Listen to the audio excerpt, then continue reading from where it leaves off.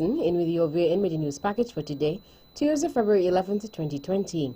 In our lead stories, nationally, police investigating boating accident which left one man dead, and Minister of Culture hopeful of establishing a World Heritage Site on Nevis. Regionally, Barbados ranked 12th in world most expensive places to live. Internationally, coronavirus, senior Chinese officials removed as death toll hits 1,000.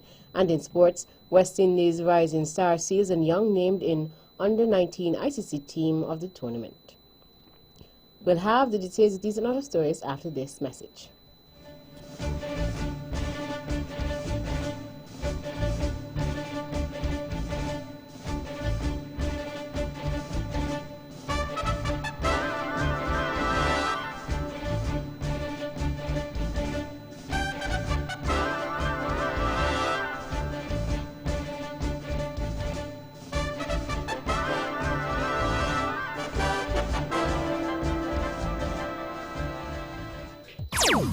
Another look. Different from how you've seen it before. Another look. Takes an in-depth look into business, politics, science, technology, religion, and more. Another look. Featuring documentaries from the BBC, regional features, and local ones too. Another look. Every Monday at 3 p.m. on the Eastern Caribbean Powerhouse. Wow.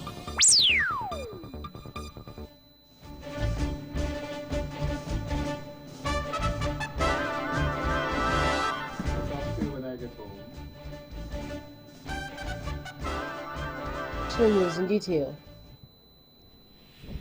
In police news, authorities are investigating a boating accident that occurred at sea sometime after 7 p.m. on Sunday, February 9th. In an update on the matter, based on information from the police, investigations so far have revealed that a dinghy, which had 2 occupants, and the MV Caribbean Explorer 2 collided in the Potato Bay area, St. Kitts. The St. Kitts and Nevis Coast Guard was called and responded. Austin Edwards, a native of Ohio, USA, who resides in St. Kitts, was taken to the JNF General Hospital by members of the Emergency Medical Service. He is said to be warded in a stable condition.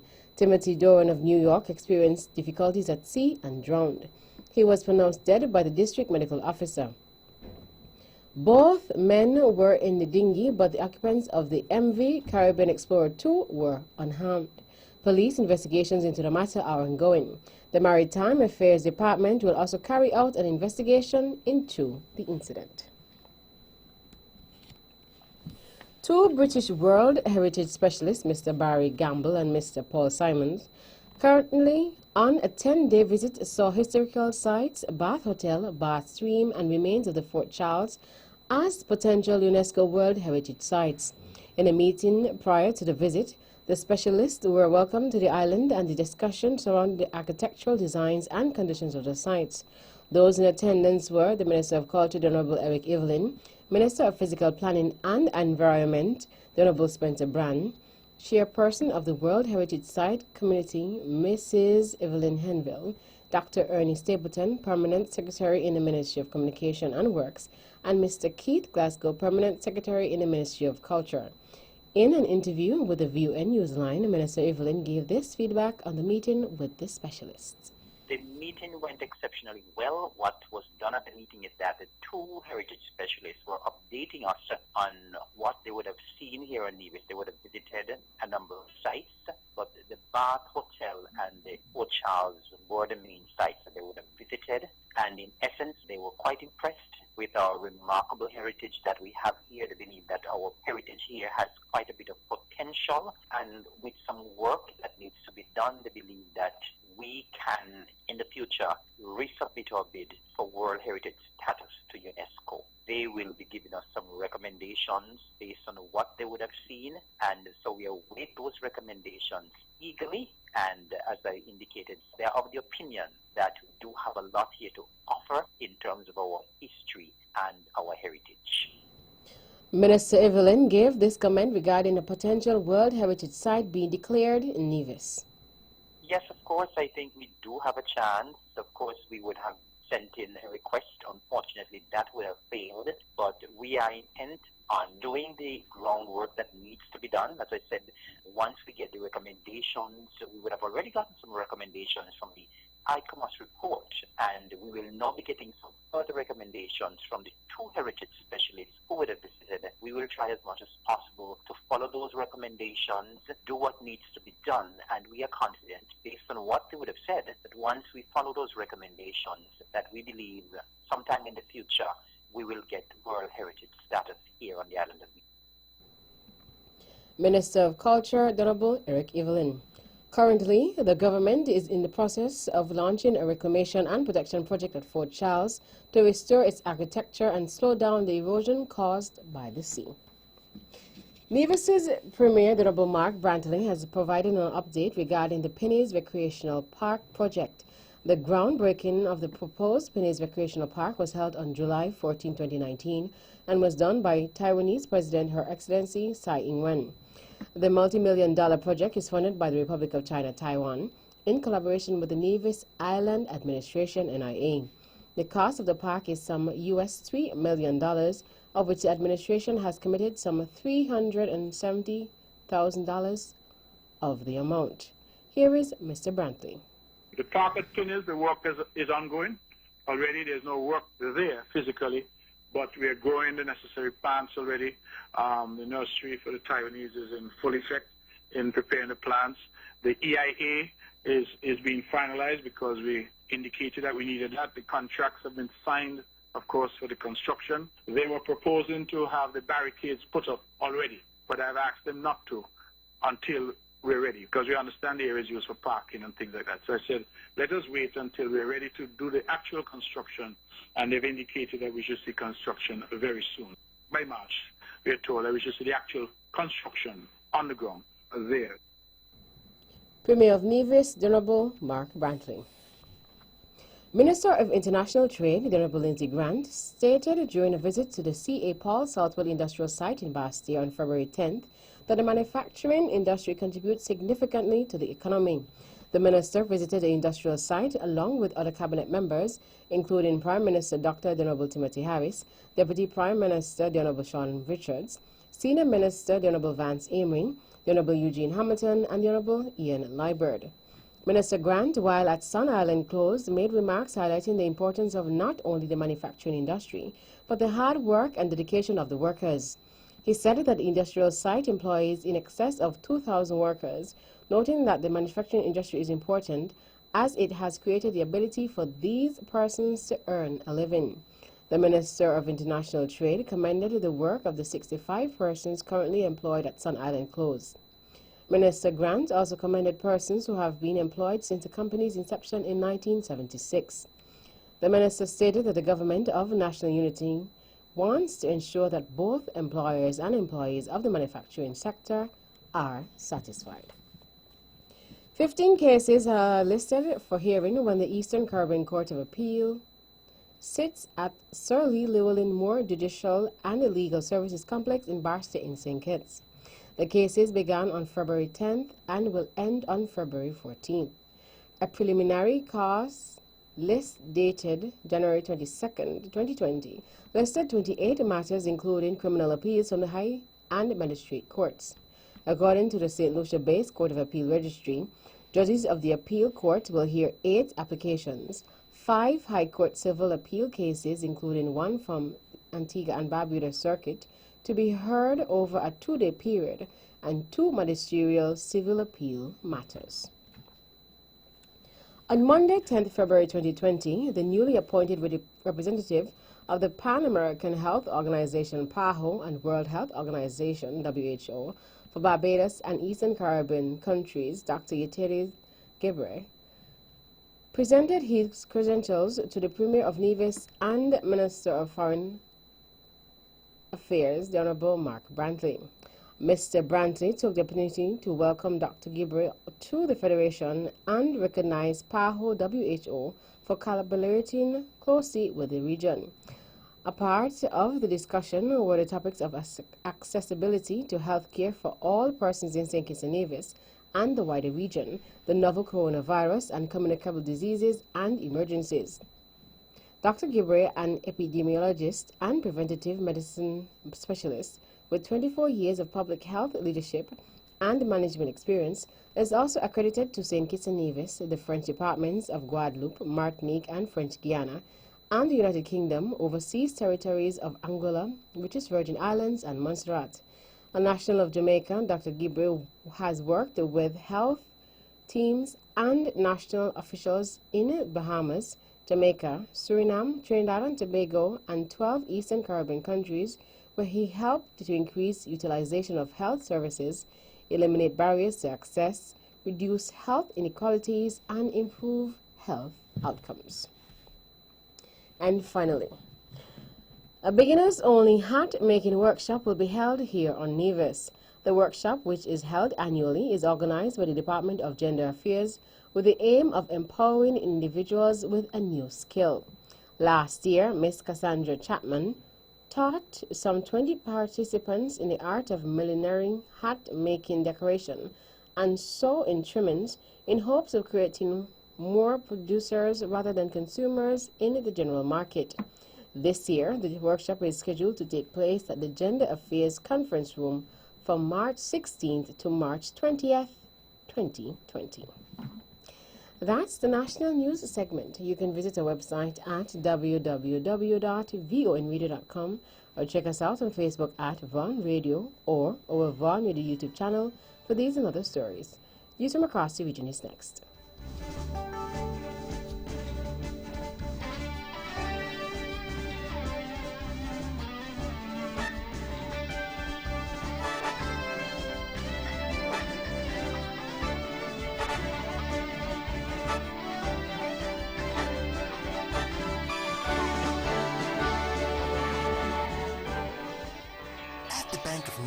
We know you have your personal as well as your business needs, and we're here to help.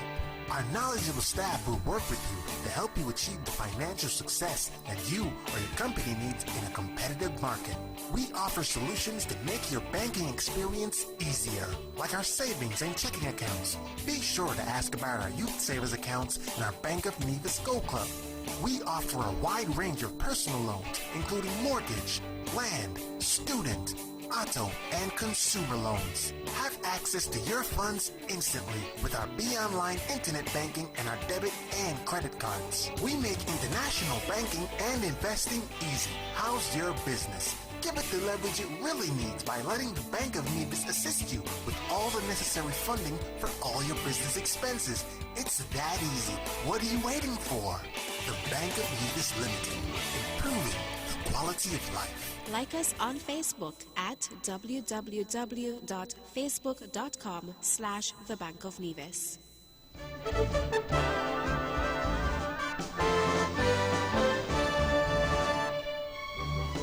Welcome back. Another regional news in detail.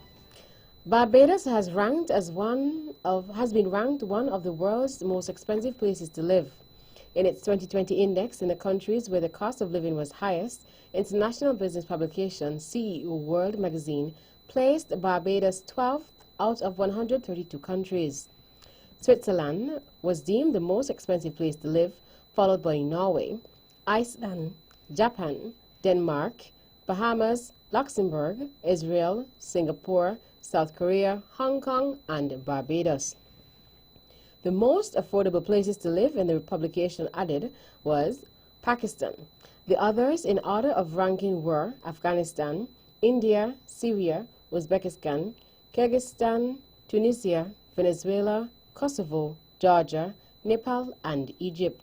In the 2018 index, Singapore topped the most expensive ranking, and Barbados did not feature in the top 20.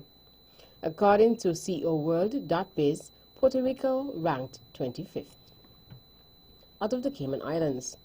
Travelers who have been to mainland China within the previous 14 days will be subject to mandatory quarantine upon arrival to the Cayman Islands, following measures implemented Monday by Cabinet. Novel coronavirus has been added to the schedule of notifiable diseases of the Public Health Law, providing government additional powers to manage the disease. Individuals subject to quarantine would be legally required to adhere to the restrictions. CaymanCompass.com says no cases of coronavirus have been recorded in the Cayman Islands. Puerto Rico has reached a deal with creditors who hold $35 billion in its general obligation bonds, passing an important milestone as it tries to resolve its $129 billion debt crisis. The agreement, contained in a regulatory filing made Sunday evening by the territory's Federal Oversight Board, revises parts of the debt adjustment plan it announced last year and makes peace with some of its most litigious creditors, potentially opening a shorter path out of bankruptcy. Under the restructuring plan released in September, the board suggested paying the general obligation bondholders $11.8 million, including $2 billion upfront. Under the new agreement, the debt would be settled for $10.7 billion, with a $3.8 billion upfront. The deal still requires the approval of Puerto Rico's legislature, but it would provide for holders of the island's general obligation bonds to exchange them for a combination of cash and new debt. Still in regional news, the government of St. Vincent and the Grenadines is on a quest of exporting medicinal cannabis later this year. Information about this came from Minister of Finance, the Honorable Camilo Gonzalez, as he presented the 2020 budget address in Parliament on Monday. The Medicinal Cannabis Authority received 280 license applications to date, which include 25 foreign investors, 7 local investors, 26 local cultivators, 210 traditional cultivators, and 12 traditional cultivators cooperatives. The Finance Minister also stated that a total of 70 applications have been approved to date, including those of 10 local farmers cooperatives, and 18 regional and international companies, according to News784.com. Out of Angola. A Connecticut man charged with killing a hotel worker who he says attacked his family on the island is seeking dismissal of a lawsuit filed against him. Scott Hapgood of Darien says the hotel worker Kenny Mitchell, 27, showed up at his family's room unannounced during their 2019 April vacation, demanded money, and attacked them. Mitchell died, and Hapgood, who said he acted in self-defense, was charged with manslaughter. Mitchell's estate filed a wrongful death suit against Hapgood in December. According to the lawsuit, Mitchell died as a result of Hapgood pinning Mitchell, then applying force and pressure to his neck. Hapgood's attorney, Michael Conroy, denied nearly all of the allegations laid out in the Mitchell estate lawsuit, according to court documents, according to ABC7ny.com. Conroy requested the civil action be dismissed and the variety of damages and his attorney's fees to be paid by Mitchell's estate. Hapgood filed a lawsuit in January against Hubbard Resorts, where the attack occurred. An autopsy report showed Mitchell died of positional asphyxia and received blunt force injuries to his torso and other areas. A Hapgood family spokesman previously said a toxicology report found that Mitchell had cocaine in his system.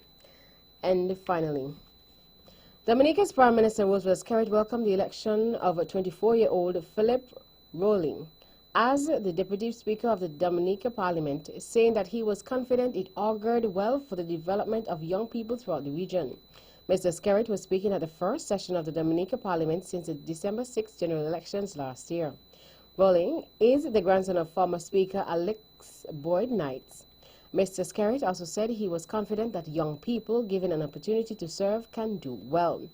Former Government Minister Isaac Joseph, who unsuccessfully contested the last general election, was elected to the position of Speaker, replacing Boyd Knights, the longest-serving presiding officer in Dominica's history. Legislators from the main opposition United Workers' Party, UWP, did not nominate anyone for Speaker. That's it for Original Stories. Stay with us for news from around the world.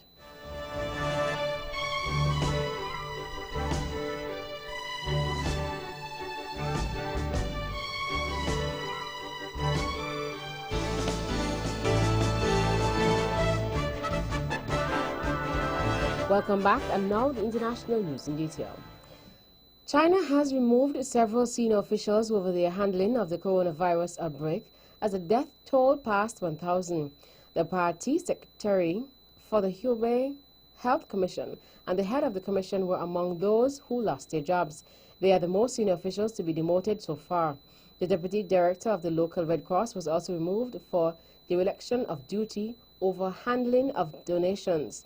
The two Hebei Party officials will be replaced by a national figure, the Deputy Director of China's National Health Commission, Wang Hisheng. Meanwhile, Chinese health officials say medical facilities in rural areas are insufficiently equipped. Officials stated, according to the BBC, village officials must be given face masks and medical supplies to prevent infection. The BBC's Stephen McDonnell reports. We've had some pretty major developments here today. For example, if you look at the official statistics, those who've been infected, those who've died, if we consider it in trend terms, outside of Hubei province, it does seem to be going down. Now, if that bears out the truth of the situation, then it does seem to show that these huge restrictions on people's movements here are actually kicking in. And this is something that the World Health Organization will be wanting to speak to Chinese officials when they come here to discuss the possibility of what other restrictions should be put in place to see if it's working. Ukraine's President Vladimir Zelensky has sacked his chief of staff and replaced him with an old friend. The ousted official has been criticized for his close connections to one of Ukraine's richest men. More from the BBC's Jonah Fisher. For months there have been reports of deep divisions between those in the president's team pushing for reform and those loyal to the oligarch. Now Mr. Bogdan has been dismissed in what could turn out to be one of President Zelensky's most important decisions. In his place, Andriy Yermak, a loyal friend and former television producer, has been appointed. Democratic presidential hopeful Michael Bloomberg said police should focus on minority neighborhoods because that's where all the crime is, according to audio from 2015 that has resurfaced. The former New York City mayor also told a think tank that male minorities perpetrate the real crime. The billionaire last year apologized for backing stop and frisk policing as he launched his White House campaign. A new poll places Mr. Bloomberg as third place in the crowded Democratic field. In remarks to the Aspen Institute in Colorado on 5th February 2015, Mr. Bloomberg is heard saying, "It's controversial, but first thing is, all of your 95% of your murderers, and murder victims fit one MO, method of operation." According to the Aspen Times newspaper, Mr. Bloomberg's aides had asked journalists not to air footage of his remarks. U.S. President Donald Trump, who reportedly views Mr. Bloomberg as a serious threat to his prospects of re-election in November, despite deriding him as Mini Mike, tweeted the audio clip today and stated, "Bloomberg is a total racist." And finally, the Queen's grandson Peter Phillips and his wife Autumn have announced they are to divorce. A statement issued on their behalf said the decision was the best course of action for their two children and ongoing friendship. It confirmed they had separated and will share custody of their children Savannah, 9, and Isla, 7. Both of their families were sad but fully supportive of the decision to co-parent, the statement added. The couple told the Queen and other royal family members about their decision last year. Mr. Phillips, 42, is the son of Princess Anne and her first husband, Captain Mark Phillips. He is the eldest grandchild of the Queen and Duke of Edinburgh. Her Majesty is believed to be upset after Autumn, 41, told Peter she wants to split after 12 years of marriage. That brings us to the end of our news segments. The latest in sports is next.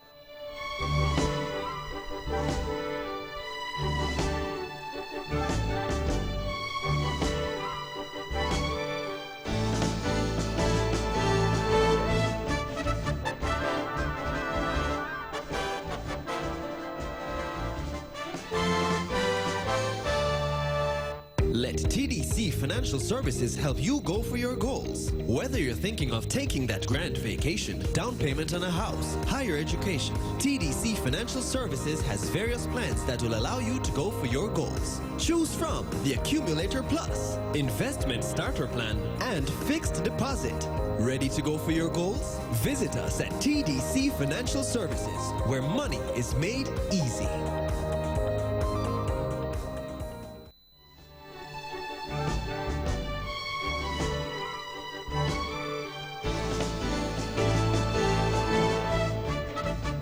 Welcome back. Another sports in detail. In cricket, two members of the West Indies team, fast bowler Jayden Seales and all-rounder Naeem Young, have been named in the ICC Under-19 Cricket World Cup team of the tournament.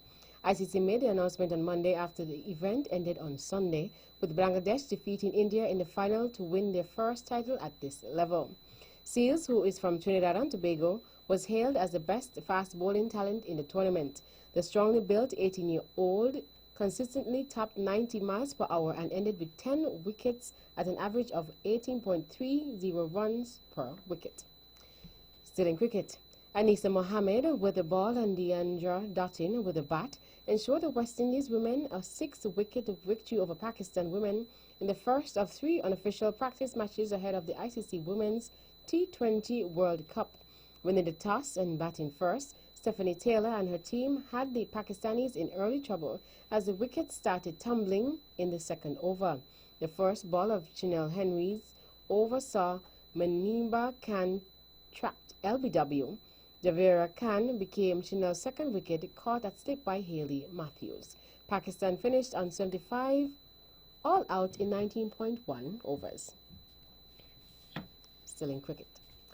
Fast bowlers Shamal Holder and Keon Hardin sparked a stunning Leeward Islands Hurricanes collapse as Barbados pride stomped to an innings and 81-run victory inside 3 days of their 4th round contest yesterday in the Regional 4-Day Championship.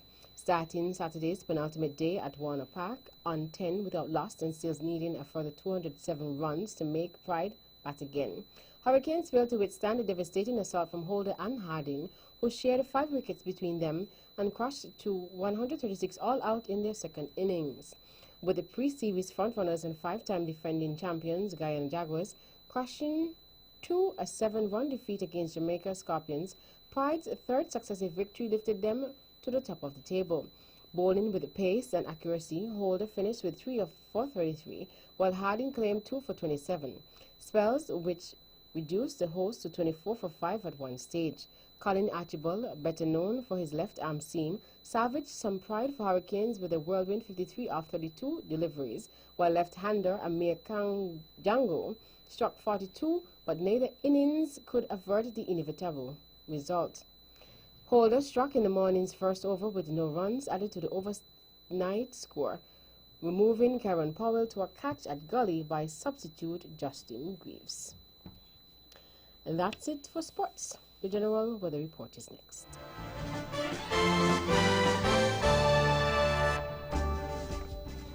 Welcome back. Another local weather forecast for St. Kitts and Nevis. Weather tonight will be fair to partly cloudy and hazy with a 50% or moderate chance of showers. There will be partly sunny skies tomorrow with a 50% or moderate chance of showers mainly during the morning. Winds are east to northeast at 22 to 37 kilometers per hour or 12 to 20 knots with higher gusts over open waters and in elevated areas. Seas are 1.8 to 2.4 meters or 6 to 8 feet. A small craft advisory is in effect. Sunrise tomorrow will be at 6:39 a.m. And that's a wrap of the major news package for today, Tuesday, February 11th, 2020. Before we go, let's take a look at the headlines once again. Nationally, police investigating boating accident which left 1 man dead. And Minister of Culture hopeful of establishing a World Heritage Site on Nevis. Regionally, Barbados ranked 12th in world most expensive places to live. Internationally, coronavirus. Senior Chinese officials removed as death toll hits 1,000. And in sports, West Indies Rising Star Seals and Young named in Under-19 ICC Team of the Tournament. On behalf of the rest of the news team, I am Tashan Tyson, wishing you a pleasant evening.